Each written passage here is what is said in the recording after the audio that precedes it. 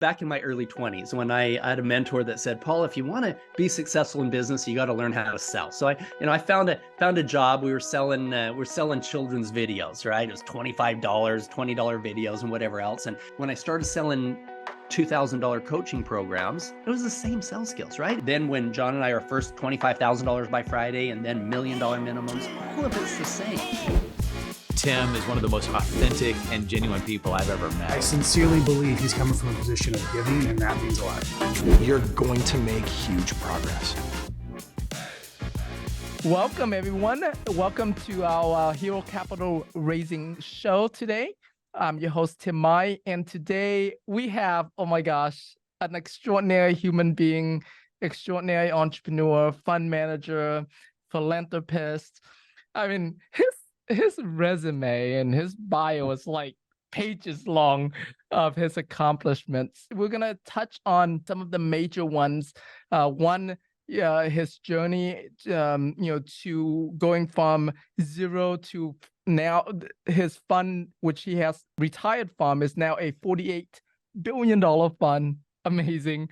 Love to hear that growth. And then, as you guys heard from the others that were at our event back in a month and a half ago, back in September, Paul shared about his latest organization that he founded, Child Liberation Foundation, and all the work that he's been involved with, being the primary investor and executive producer of Sound of Freedom, have gone on over 70-something missions in 15 different countries, rescuing, I don't know how many kids now, a lot, right? A few hundreds. Gosh, Mr. Paul Hutchinson is an amazing human being. And so I'm super, super pumped to do this interview. So honored to do this interview. Let's give Paul a big welcome, y'all. Woo-hoo!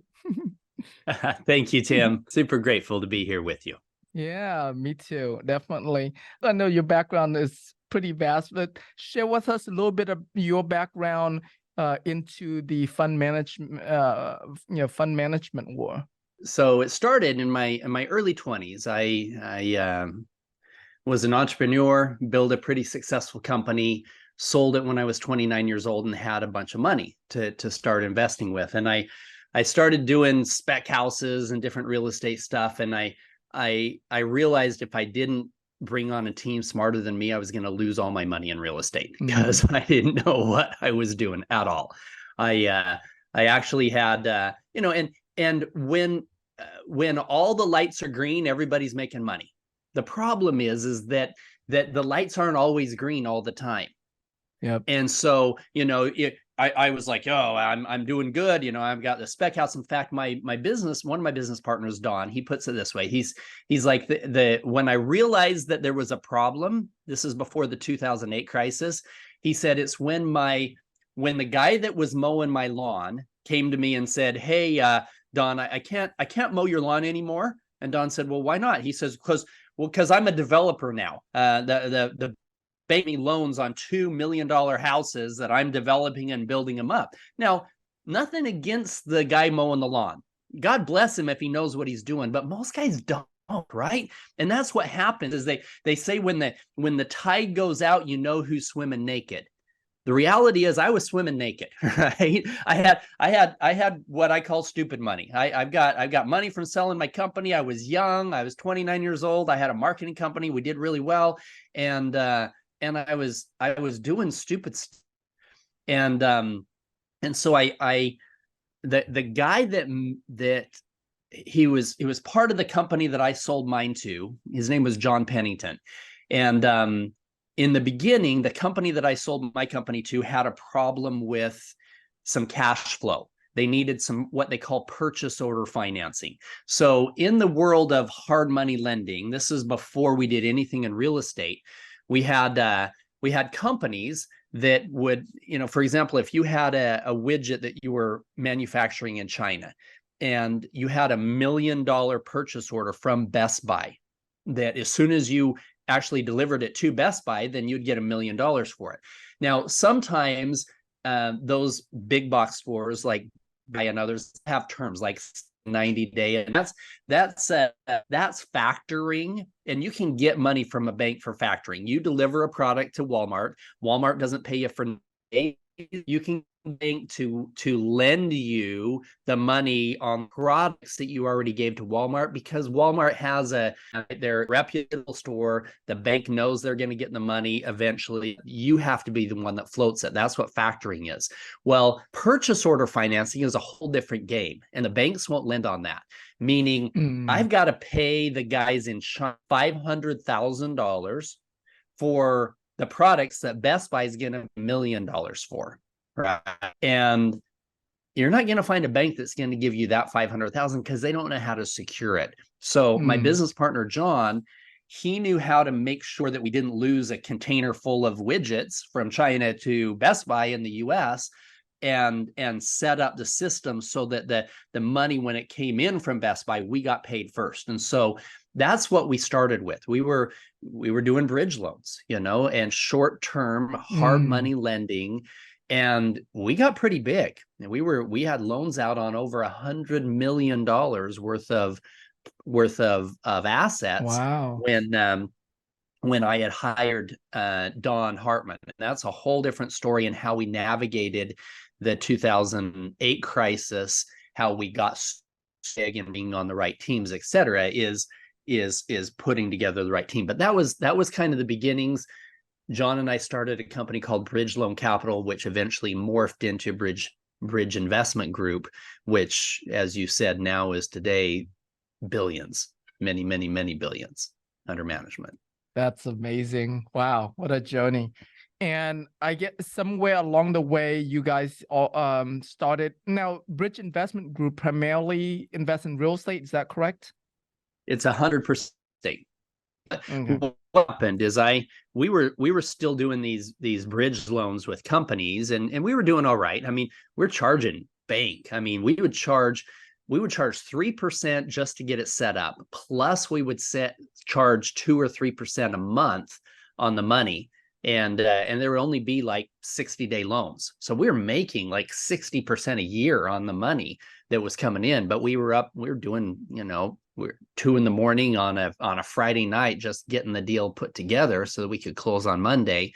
Was a lot of work on our end. And but then is what happened is this is an interesting story for everybody to hear, because I think I got a phone call from a friend of mine, Travis. Travis said, "Hey, Paul, you want to go climb Kilimanjaro?"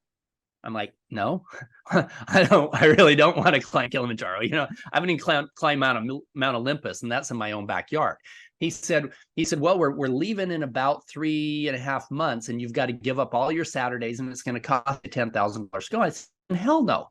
Why would I pay 10 grand? Why would I give up all my Saturdays? That doesn't make any sense." He goes, "Well, let me tell you what I'm doing." He said, "I've picked 12 of the top CEOs of the different companies that I've done coaching with over the years." And these were guys like Richard Branson, right? I mean, there was some big players that were invited on this thing. And he says, "Let me tell you," he said, "I want to pull these guys together and have them kind of learn from each other and just get to know each other on the mountain." He starts reading down the list of people that are already coming. And halfway through the list, I said, now, when are we going again? Because I knew that associating with people of that caliber would change everything for me. And at the time, it was just me and John and our little Bridge Loan Capital company. We literally had $2 million under management, and $1 million of it was my own, me and John's, right? Because we didn't have any credibility at all in the beginning. There's plenty of big fund guys, but we didn't have any of that, right? And so the only way that I could raise money is I would go to the investors. I would say, "Hey, you know what? Put your money in with this thing. This is our strategy, and I'll match your money with my own. And if we lose anything, I'm first loss," right? This was the kind of deal that we had with them in the very beginning. And then we moved it to, we couldn't even take a management fee. We changed it to like a 16% preferred rate of return going to our investors with zero management fee until they got all of their money back and a 16. So this was difficult. It was arm-to-arm combat raising money. And so I go on this trip to Kilimanjaro, and I meet a guy named Doug Anderson. In fact, this is funny too. I think this is important. So Travis told me, he said, hey, there's these guys that are coming from Virgin Records. There's these guys that are coming from, this guy sold his company for 200 million. This guy sold his company for $500 million. He said, but I do have guys coming that I'm kind of, they can't afford to come. I think the good guys to meet, so I'm kind of funding for them to come. So in my mind, I'm thinking, all right, he's bringing his the janitor from his kids' elementary school, right? So and I'm good with that. I want to meet everybody, but me, it kind of had relationship arrogance, right? I needed to only spend my time with guys who had sold their company for 200 million, right? That was kind of the mindset. And so we get on the mountain, and I get to know these guys and all these guys that sold their company for all this money. And there was this one guy who was smaller. He kind of kept to himself, had a hat on, and he just kind of was to himself. And I thought, that's probably the one that didn't quite qualify, right? That was the janitor, right? So finally, after 3 days, I get over my ego, and I'm like, you know what? I should get to know this guy and be an ass, right? I go over, and I said, so, my name is Paul. My name is Doug, and I said, what's your background? How do you know Travis? So I've known him for a while, whatever. I said, well, tell me, what business are you in? He goes, oh, I'm in development. He says, I'm in real estate. I said, really? What kind of real estate? You build? He goes, well, I do a little bit of everything. I said, you do residential? And I thought maybe he did drywall, right? Or maybe he was a framer, right? Because I thought I judged him, right? And I said, really, you do residential? I said, I said, my brother-in-law does roofing. Do you do roofing? He goes, no, we do some roofing. And I said, and then finally he decided to break it to me. He goes, yeah. He says, I've built 9 Ritz-Carltons, 25 schools, 20 Walmarts. Wow. I built more high-end condos than anybody west of the Mississippi. And I'm like, wow. Oh, okay. So I took Doug to lunch because I felt so bad for judging him, right? I took him to lunch every month for the next year. And in fact, the very first month I took him to lunch, he was an hour and a half late. Sat on my butt, wait this guy, because I felt so bad I crap out of him. So an hour and a half late, and finally he came. Every single month we go to lunch.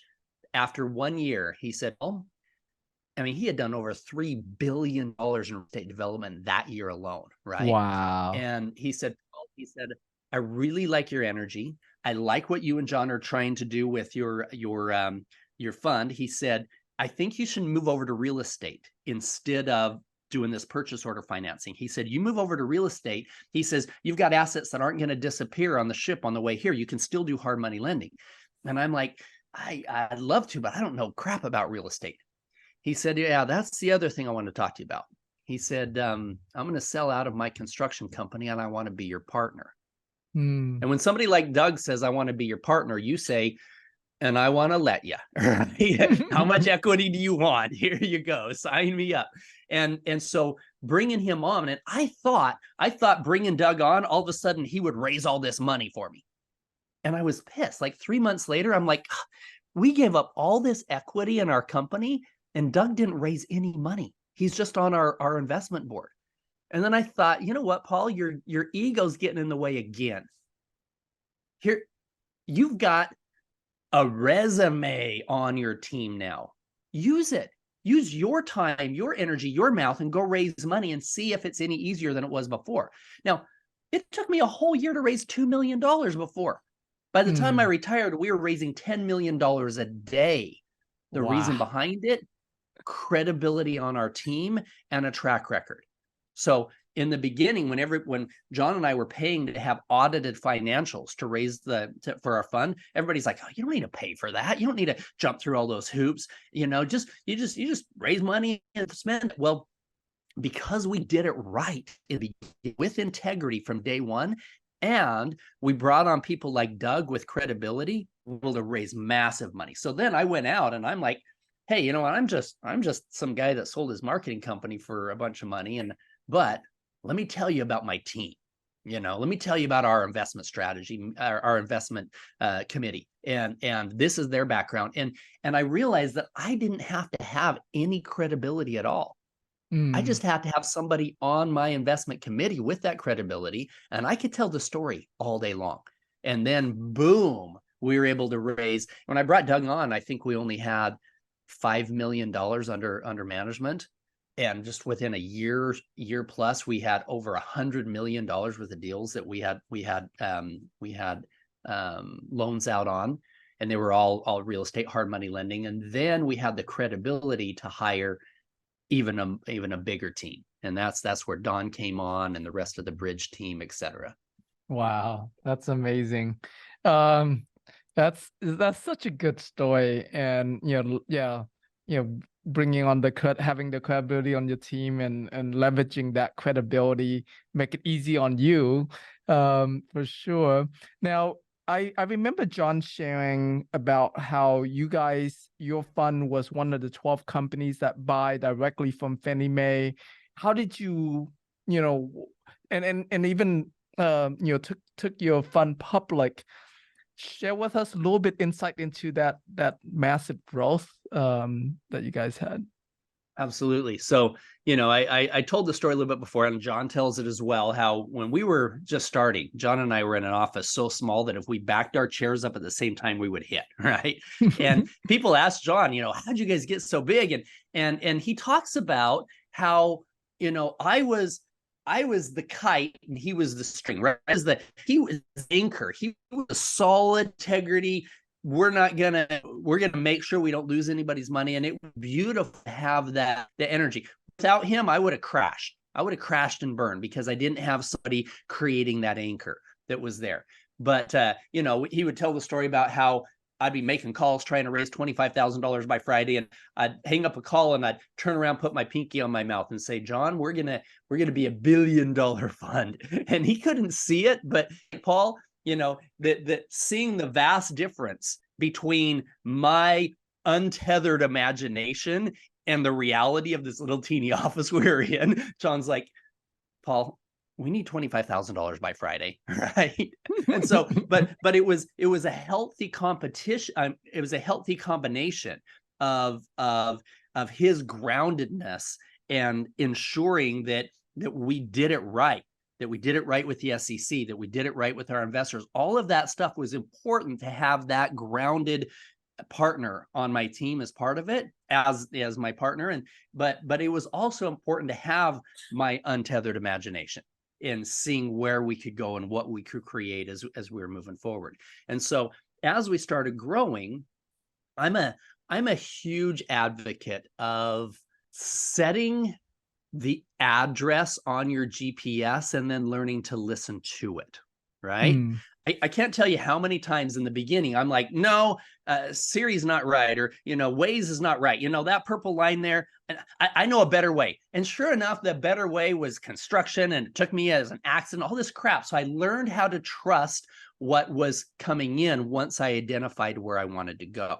Okay, so this is all stuff that I include in my Are You Listening book with my hand on my heart, right? Not only in being guided to find where the children were in our undercover rescue missions, but in building the company as well. If you don't identify where you want to go, you're going to get nowhere with amazing accuracy. And so what happened is John and I had to decide exactly where we wanted to be. We wanted to be a world-class financial institution. We wanted to have something that our kids and great grandkids could be proud of, that we had put together. So we have this vision, billion-dollar fund type of a vision. So we identified what that looked like, making sure that we were going to do it right from the beginning. And then once you identify clearly what you want, and you exercise gratitude for it today before it ever comes to you. That's the purest form of faith or manifestation, is in having gratitude right now for the things that you want in the future, right? And so by visualizing where we want to be and feeling it and smelling it and tasting it, now it's there. Now what you have to do is start listening. Not listening with your ear, listening with your heart. You'll be guided. Things will start coming into your play. You can call it God, you can call it the universe, you can call it, there's all kinds of things you can call it, whatever it is. There, I guarantee you, I have seen it in my business, I have seen it in my life, in the foundation, everything. I guarantee that you will find this in life as well. Identify where you want to be, clearly feel it and be grateful for it, and then be open to listening to the still small voice of truth that will start guiding you. And what happened is John and I are, okay, this is where we want to be. I have no idea how to get there. And then things would fall into a place that were literally 1 in a billion over and over and over. Perfect example is this. I got a call from my son's soccer coach. And he said, hey, Paul, there's somebody I really want you to meet. I think it'd be really good for what you're trying to build with your investment fund. And I said, great, send me some information on him. He sends over this resume of Don Hartman. It was the most impressive piece of paper I'd ever seen. Right?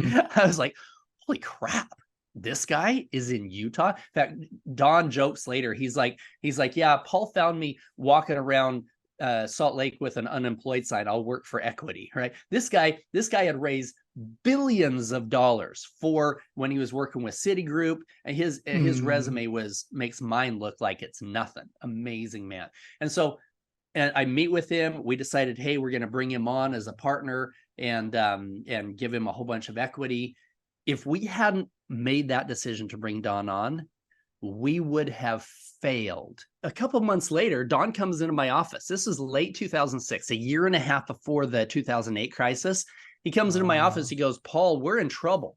I said, like, we, the company, the fund? He goes, no, we, the whole country, if not the whole world. We're looking at a multi-trillion-dollar problem.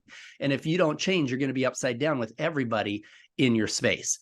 And what I didn't realize when we brought him on is Don was arguably one of the top experts in the world at analyzing banking crises and banking cycles and credit crises. That's what he did with Citigroup. I had no idea when we brought him on that skill set would be vital in coming into the 2008 crisis.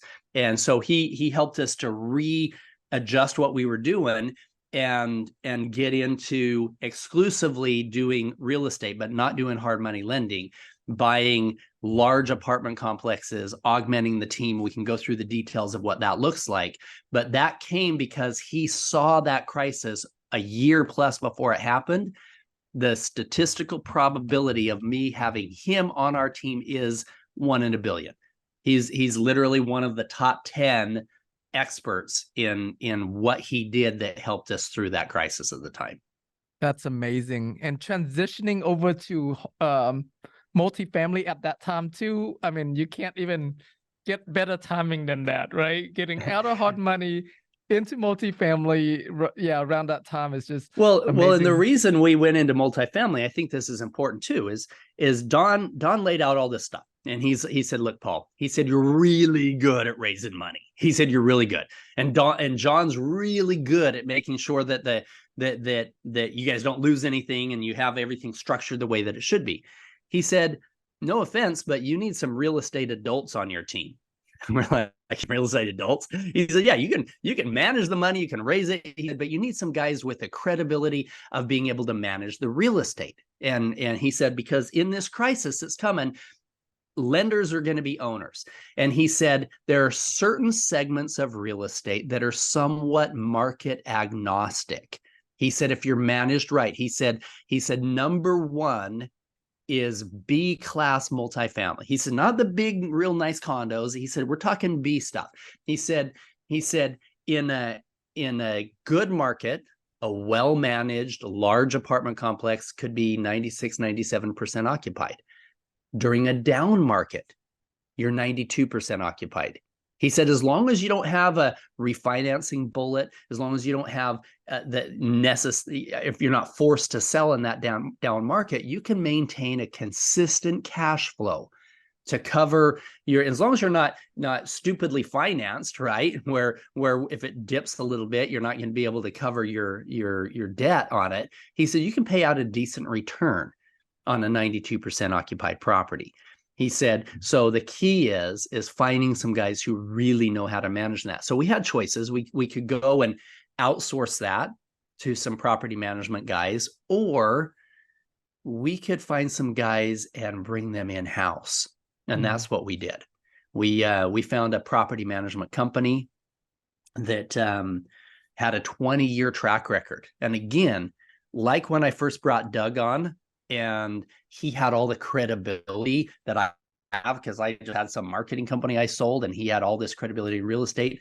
Now, these guys had audited financials 20 years in Wow. managing multifamily, averaging a 20% plus per year return. Now, they never ran a fund. They were managing properties for Angelo Gordon, CV Start, a bunch of big operations out of on the East Coast. But they never ran a fund. So we came in and said, look, how about we run the fund side and we raise the money and you guys manage the properties. And so that's how we structured it, is bringing those guys in-house. And B-class multifamily has been consistent, up markets, down markets, all the way across. It's been a really, really good foundation to build everything else upon. That's amazing. What an amazing story. I want to transition over to the capital raising side. You started out kind of literally begging friends and family to invest, and and you would match them to, you just mentioned about raising $10 million a day. And then I know a few weeks ago when you and I were talking, you're talking about government pensions and, like just family offices, huge money. Share with us, at what point did you transition over to the family office institutional type money, and how can people on this call here be able to tap into that world?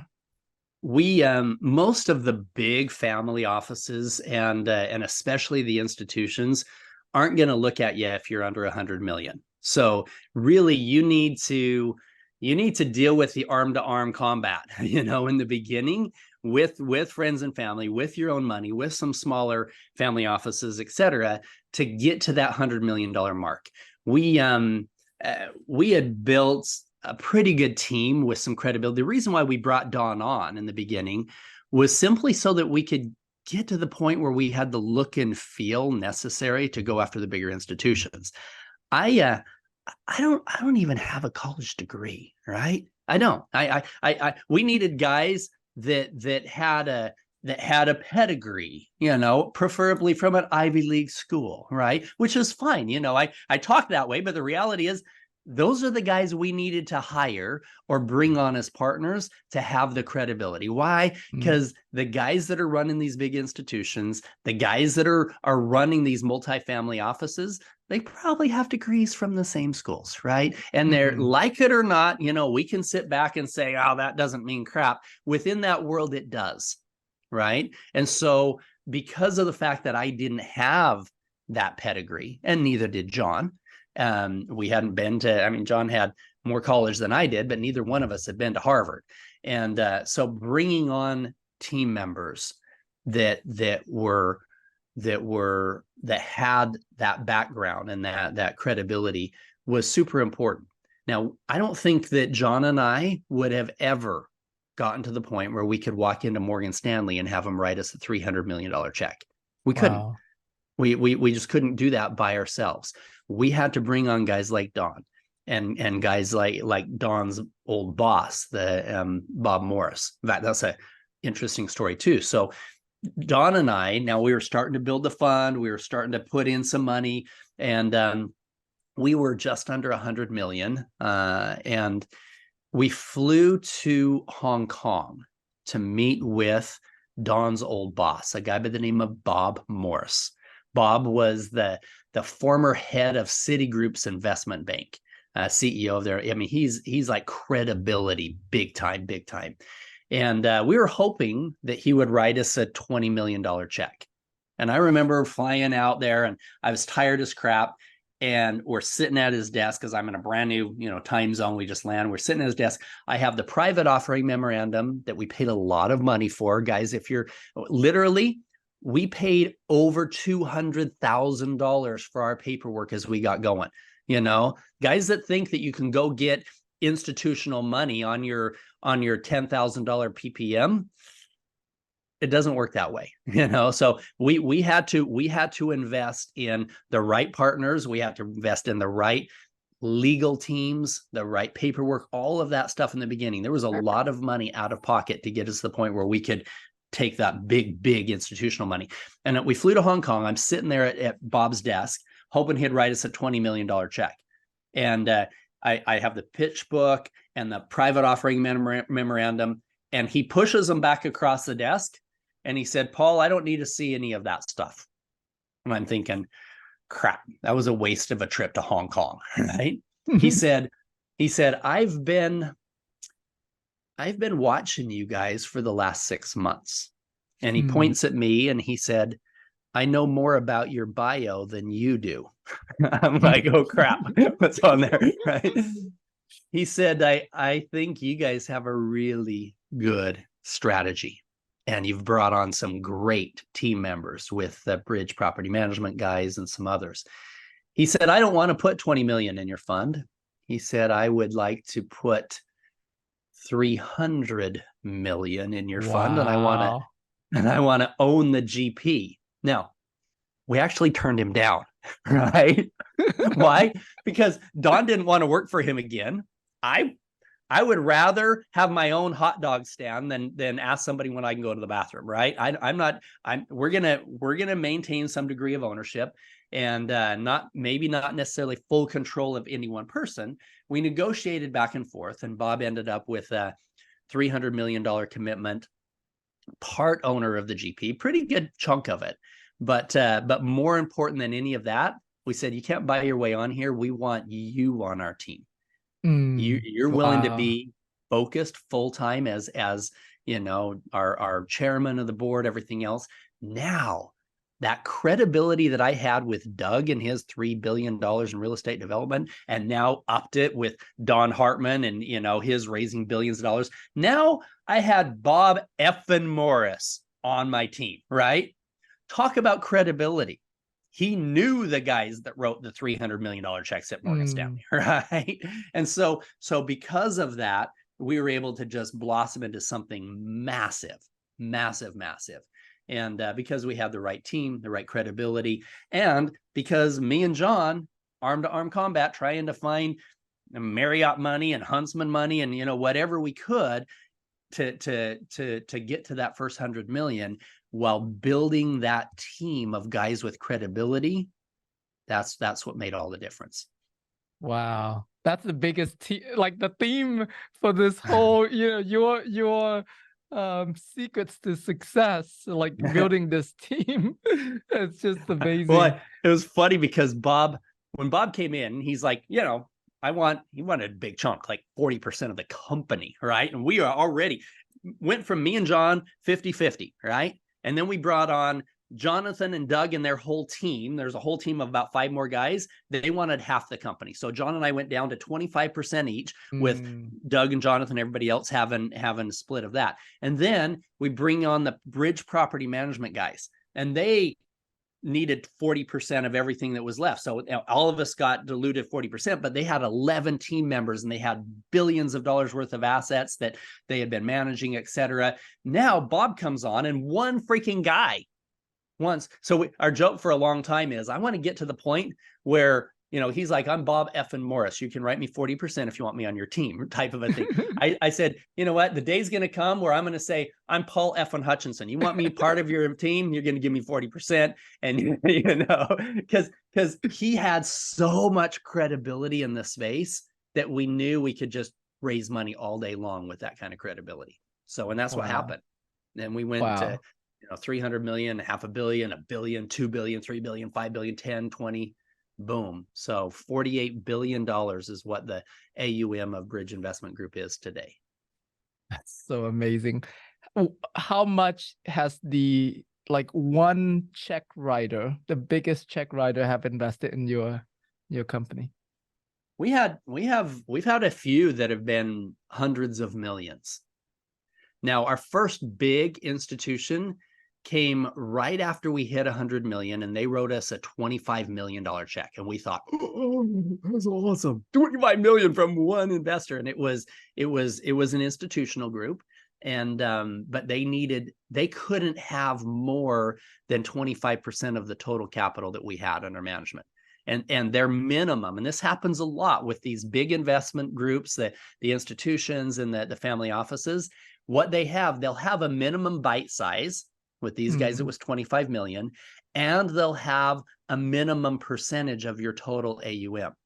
And most of them, it's like at 25%. A lot of them, it's like 10%, right? So Wow. if you've got a big institution and they have to have a $25 million minimum, or it's not worth them looking at it, and they can't be any more than 10% of your total fund, if you don't have 250 million under management already, you can't bring them in.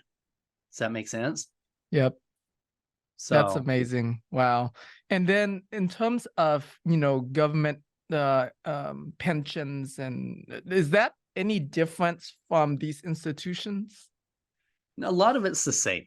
So a lot of it's the same with the same, Ivy League school guys that are running it that, or I respect you if you've got guys like that on your team. A lot of them are very much the same, where they have a large minimum investment and a maximum percentage of your total AUM that they can put in. So, in the beginning, like I say, you're going to have to put a bunch of bricks in the wall. Now, here's the other thing too. I'm just going to tell you this. The stability of your investment base, of your investors, there's a lot of stability when there's a whole bunch of bricks in the wall instead of one big slab. Because what's going to happen is if 50% of your AUM is two guys, right? And they're 25% each of these two guys, and they have specific investment strategies that change every couple years. And boom, your fund one is out, and they've decided that they will now only invest in, companies that have diversity over multiple countries, whatever it is, right? If they've changed their investment strategy, you could very easily lose 25 or 50% of your AUM on your fund two, fund three. But I see. You have a bunch of high net worth guys and smaller family offices, and you treat them right, and you do well with their money, that's sticky money. That's really nice sticky. Now you've got to babysit them. I found that our $250,000 investors were a bigger headache than any of my $10 million investors, right? Because that's like, they're calling me every other week. What's going on with my money, right? And so the bigger ones, once you get in the door with the guys who can write those bigger checks, your life's going to be a lot easier. But if you have one big, huge partner that's a massive percentage of your AUM, that's a difficult position as well if they change their asset allocations. Right. Wow. That is so interesting. It's fascinating.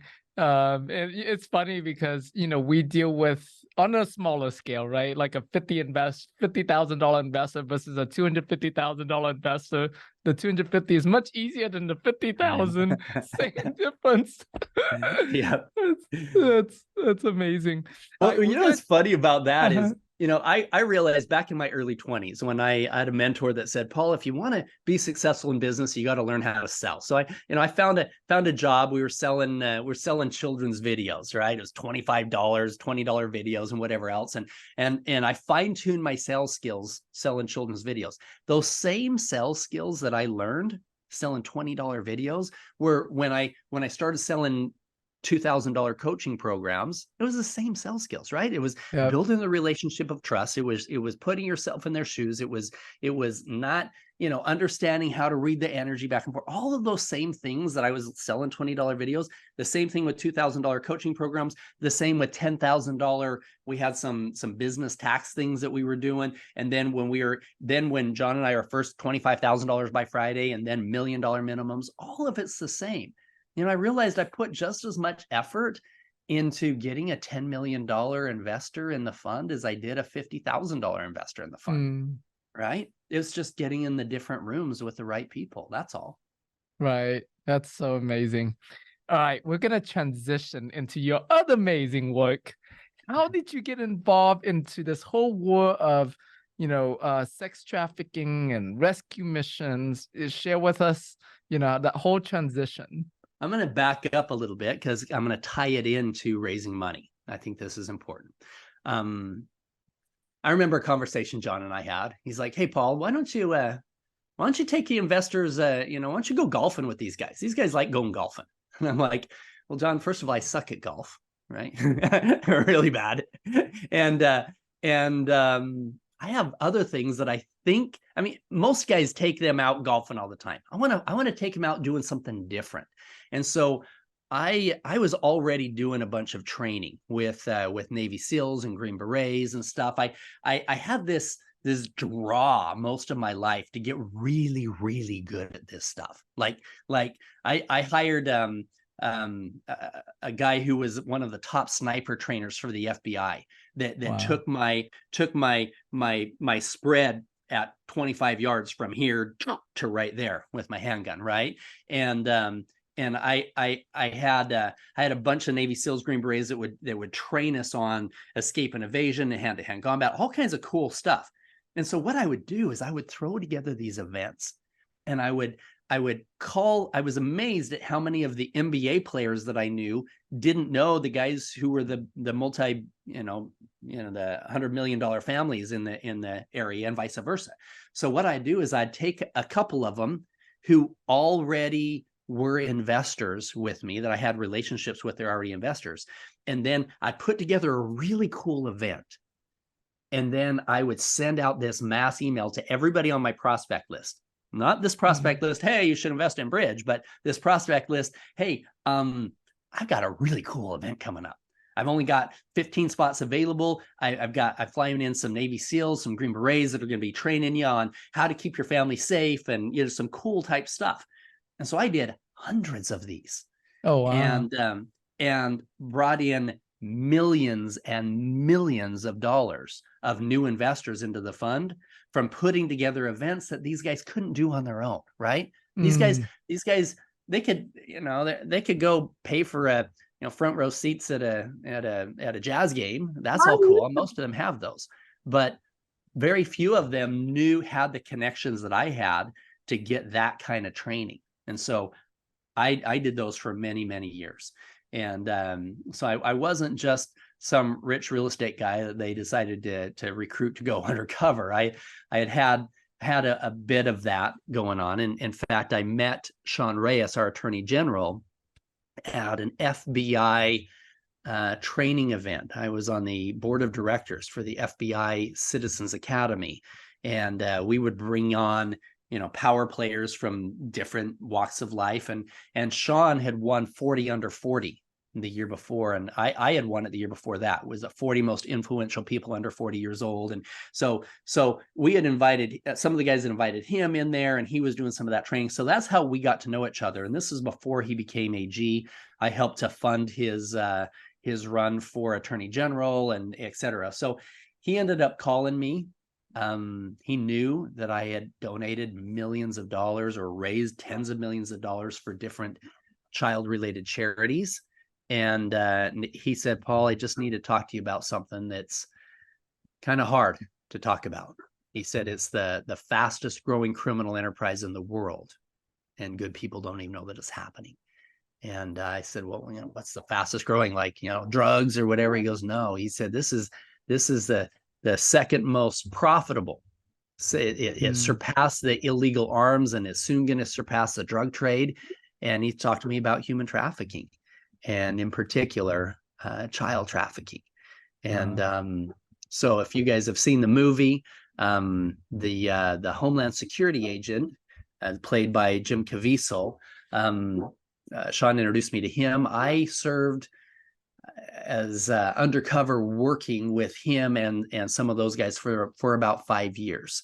I was recruited in the movie Sound of Freedom. I'm Pablo in that movie. I'm the one that Jim Caviezel's like, "Oh, if he's talking to his wife, if I can convince Pablo to help fund this and to come undercover, then we can pull this all off." And that was me. Now we did take multiple different rescue missions and a bunch of different operators. This is important, guys. A bunch of different operators, and brought them all together into a few characters into that screenplay. I mean, for example, I wasn't the only one that helped to fund this whole thing. Glenn Beck and his whole audience, was part of the funding of some of those early missions, et cetera. But we kind of had to have one hero that was paying for everything, so we put my character in there, right? Same thing with Jim Caviezel's character. There was multiple missions there, a lot of different people there, but it's important to know that everything that we put into that film came from conversations with different traffickers and things that really did happen while we were out there. And so I've got hundreds of stories of places that I've been and other things that our team members have been as well that were completely life-changing. In fact, one that I didn't share with your group in Houston that is super beautiful. I actually just learned this recently. I was doing a podcast with one of my operators, a guy by the name of Joseph Gleed. And on that rescue mission in Colombia, he was there as security on one of the boats that went to go pick up the children before they brought him out to the island. And he said, I realized the magnitude of this problem when we pulled up to the dock, and our boats, I mean, these were massive boats. They were the size of buses, right? And they loaded 54 children onto these two boats. And as he was on the one boat coming back out, and he said about halfway out, you could tell some of the younger children were really, really, really concerned, a lot of anxiety, even though the traffickers had given them drugs to numb the emotional pain of what was happening. And he said one of the older children pulled all of them together, and he couldn't tell what they were saying because the boat engine was going, but this older child was talking to these younger kids. He said, and then they all held hands, and the older child offered up a prayer. I don't know what was said in that prayer, but whatever was said, the answer was already there. Little did they know that God heard that prayer before it was uttered, and there were going to be people there to ensure that they were never trafficked again. So that was a beautiful part of the that rescue that wasn't in the movie. There's a whole bunch of things that weren't in the movie as well, but it was very meant a lot to me when I heard him express what had happened with those kids on the way out there. And we rescued over 120 victims that day between the three separate cities. And what happened is at the very end, I could hear the children laughing and singing with the Child Protective Services people, and that sound of freedom was the most beautiful sound that I ever heard. I started crying, and they weren't supposed to tell the kids that we were the good guys, but somebody must have said something, because this little girl, the same one that she half an hour before, she was standing in front of me with tear stains on her makeup face, scared to death. She was standing there by the window. Her hand was on the window, and she was crying again. But she was smiling, and she was waving at us, and she said in her broken English, she said, "Thank you, Americans." And I turned to the agent that was with me, and I said, "Oh, I spent my whole life making money, making rich people richer. I want to make a difference." I said, I'll write you a check. In fact, I told him right then, I said, I had a goal. I actually had the pictures, had the car picked out. I was going to buy a white convertible Lamborghini Aventador that spring. That was my goal. I had hit a bunch of my mile markers, and that's what I was going to do. Is I was going to buy that Aventador. And I said to the agent that was with me, I said, I'd rather write that check to you guys. Can I raise money? Can I help? What can I do? And he said, unfortunately, the majority of demand for parties like this in second and third world countries comes from wealthy business owners like you who talk and dress and walk like you. He said, I can't teach my Navy SEALs how to wear a $50,000 watch and negotiate multi-million dollar deals. He said, I don't know of any ultra successful business owners who've had the training that you've had. He said, if you're willing to be the bait, I'll change your whole life. So that was the beginning of 10 years of undercover work. I couldn't do a podcast like this a year ago. I was still undercover, and I had committed not to show my face. We actually made an agreement with me and a bunch of the other Navy SEALs that we would let the Homeland Security agent be the guy who was the face of everything that was going on. A lot of them left him 6-7 years ago. I left him 5 years ago, but we still did a lot of work with our foundations together. And I felt very, very inspired that earlier this year that I needed to go public and start sharing those messages so that we could build upon the momentum of the movie and create a global movement, which is exactly what's going on. We're literally traveling every week. I've slept in my own bed 3 nights in the last 3 months. And we're traveling and speaking, helping different countries change their policy when it comes to child trafficking in their country, and really continuing this momentum of what we're seeing right now, setting up safe houses and healing retreats, etc. Right. Wow. Oh my gosh. Yeah, your story is just so moving, and yeah, it always takes me on a emotional journey. So I found the donation link that we use at our events. I want to share it with everyone here in the chats. So at the events, Paul spoke, and just through the link we raised over 170,000, but offline I think we raised a total of like $231,000.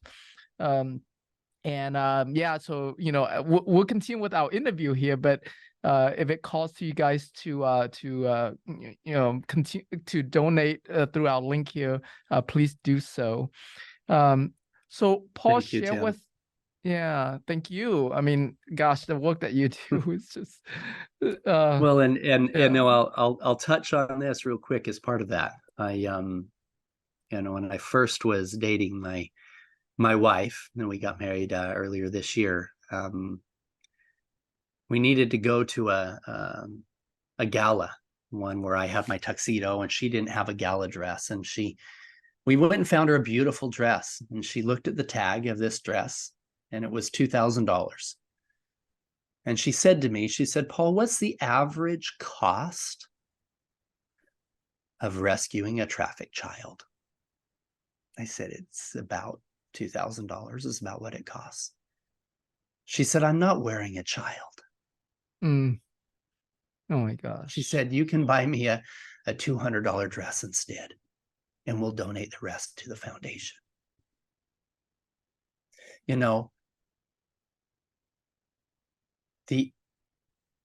Back when I first started doing this work, I $10,000 with I served with Make-A-Wish board of directors in the Utah area, and it was a beautiful organization.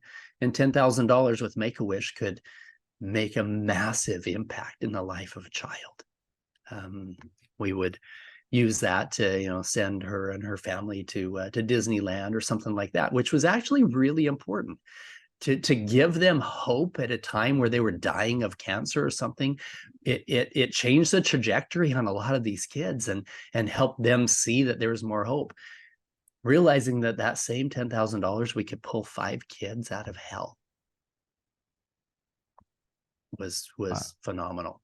And so back at your event, I said that anybody who donates the $10,000, I will either spend an hour on one-on-one mentoring with them, or I'll spend some time looking at one of their investment strategies, one of their deals, or I'll spend an hour plus on their podcast or mine and going through any one of those things, because I'm willing to put my time into helping you become more successful in whatever it is that you're trying to create, and as part of making that commitment to making a difference in the lives of these kids as well.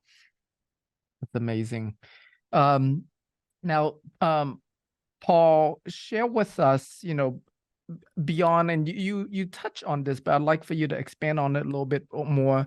Beyond rescuing them on these missions, you also take them through a healing process. And so share with us kind of like, the overall game plan of how your foundation here, the Child Liberation Foundation, supports these young kids. You bet. So I always say that the physical rescue, that's the easy part. The more difficult one is the aftercare, and we have a lot of safe houses that we work with. That some of the kids are ones from our operators. Many of them are from other operations, other organizations. We work together with a lot of them. So first thing that we do is we have some teams with some other foundations that have some operators who are not public now, that are still doing undercover work and taking down pedophile rings, taking down these big networks, and identifying the children. A lot of our focus now is on the healing side. We found that a lot of these state-sponsored safe houses for the children provide beds and food, and not a lot of real focused healing. And so there's a lot of modalities that the girls have been working with. They travel around and meet with the people who are running these different safe houses. Right now they have a thing called Liberating Wings that they're adding. Sometimes a physical wing, but more often it's just an addition to the programs that are being offered at the safe houses for the kids. They also have they have a Build a Kit program that they're putting together right now. We had some people that donated a whole bunch of backpacks, and some other people that donated a bunch of other products and stuff to put in them. And a lot of these kids that are coming across the border that don't have families, that are needing support in some way, have everything from a hygiene kit to feminine hygiene to some other things in there that keep them safe, and a phone number if they're getting trafficked that they can call and be able to get in touch with us, etc. So that's what we focus on with the kids. We do have a big focus now on a bigger picture, and this is through Liberating Humanity in helping adults heal from childhood trauma. And I talked about this briefly while I was on your stage in Houston, but I've come to an understanding that just rescuing children from sex trafficking is never going to fix the problem. We have to fix the demand. We have to change how we feel about each other. We have to take away and we sit back and say, where does this come from? Where does this demand come from? And is there like 1 in 10 million people that do this? No, it's a massive number, massive number. We had a partner organization that has this piece of software that goes onto the dark web where people think that they're anonymous, but they're not, right? And it identifies people who are downloading child rape videos, not just pictures, but videos, child rape ones. And in 1 month in the US, this is just the ones that it identified. There's so many more. It just threw out some videos, 800,000, almost 1 million individual people downloading child rape videos, 1 million. Wow. Now, if you figure in the United States, there are 300 million people, you take out the women, take out the children, there's maybe 100 million men. That means 1 in 100 guys are downloading child rape videos, right? Horrible. Wow. And that was just what was caught. We're estimating it's about 3 or 4 times that number.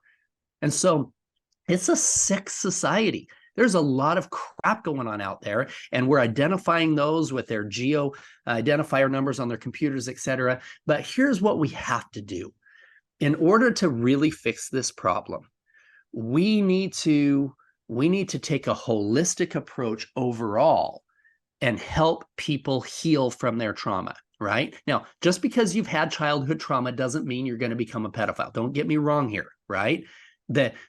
However, 1 in every 3 people 1 in every 3 who experience that kind of pain as a child end up becoming contact offenders if they don't get the help that they need, right?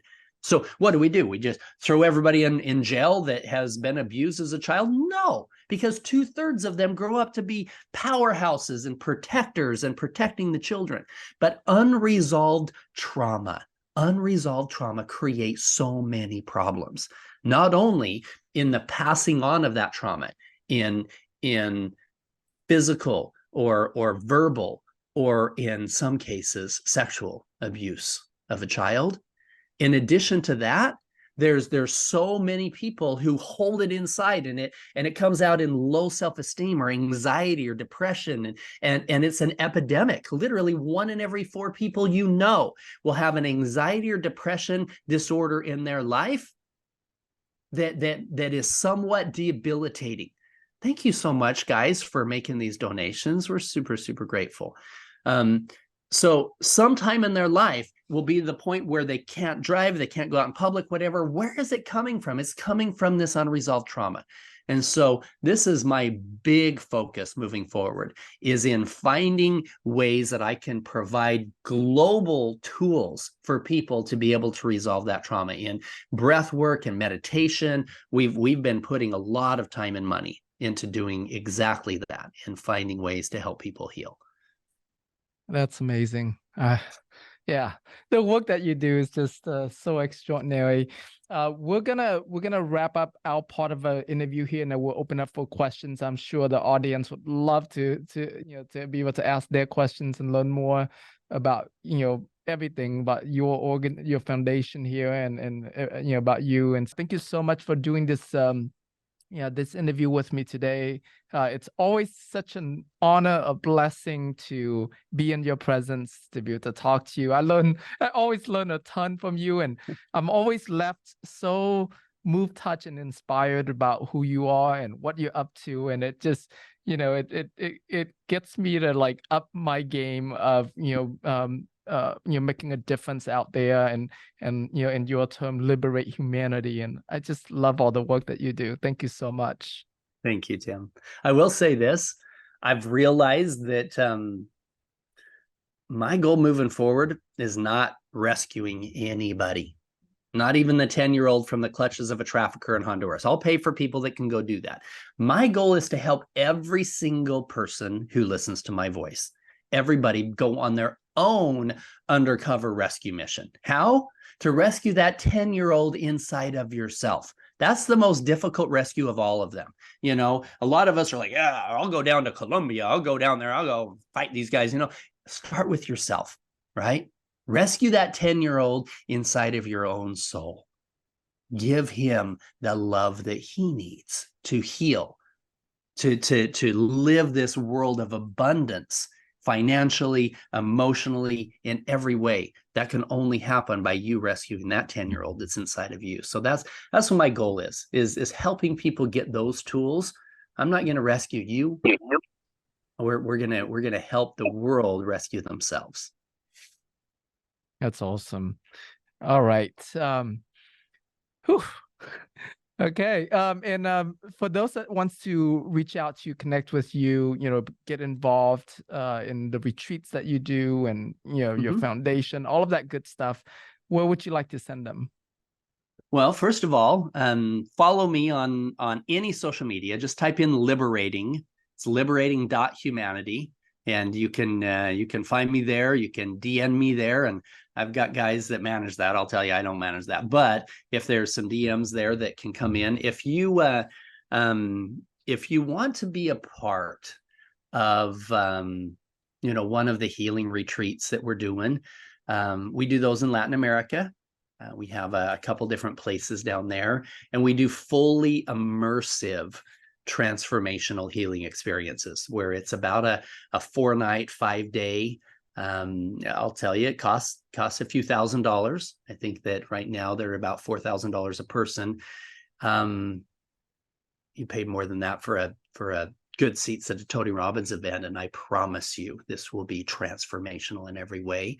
And so we have those, the profits from those go right back into helping the foundation and helping the kids, et cetera. It's our for-profit to benefit the nonprofit is kind of how I see that. And so you can reach out to me directly. You can reach out to Tim. You can go out on my social media and you can just send me a DM there, and my guys will get you in touch with me on that as well. And we'd love to stay in touch. Awesome. Thank you, Paul.